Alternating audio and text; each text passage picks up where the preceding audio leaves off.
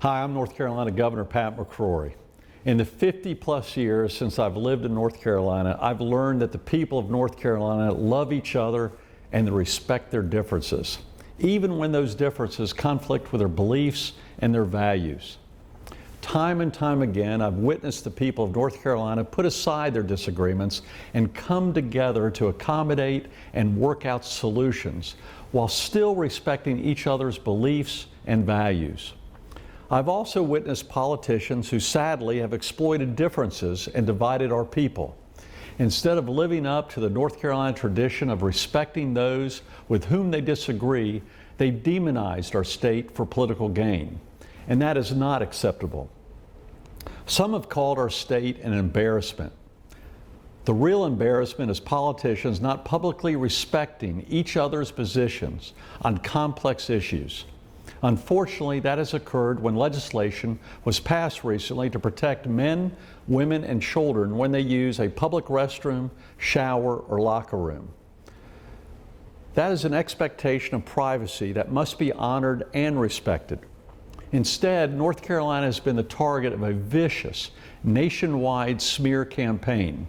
Disregarding the facts, other politicians from the White House to mayors to state capitals and city council members and even our Attorney General have initiated and promoted conflict to advance their political agenda and tear down our state, even if it means defying the Constitution and their oath of office.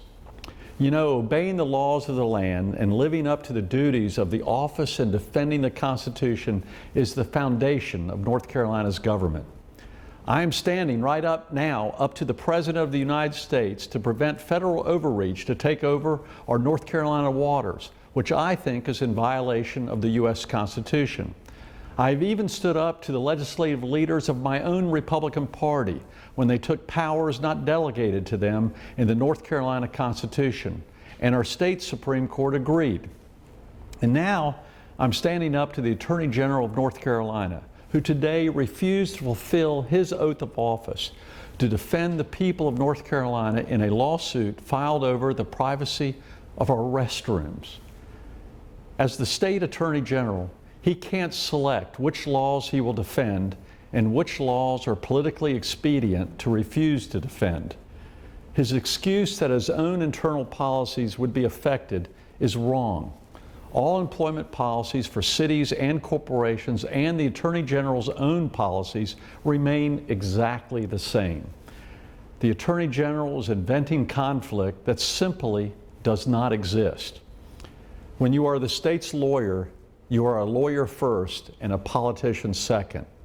Therefore, I'd like to encourage the Attorney General to reconsider his flawed logic.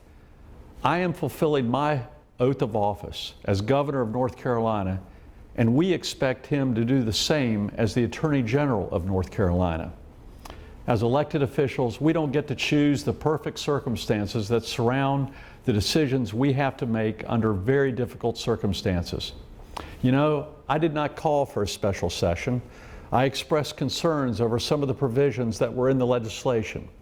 But at the end of the day, the General Assembly acted within the provisions of the Constitution and presented me with a bill that, while may not be perfect, provided protection for a basic expectation of privacy in public restrooms and locker rooms. I signed that bill because if I didn't, on April the 1st of this year, the expectation of privacy of North Carolina citizens would be violated. This is not about demonizing one group of people. In fact, let's put our differences aside. Let's stop the political rhetoric and, yes, a lot of hypocrisy, and work on solutions that will make this bill better in the future. I'm open to new ideas and solutions.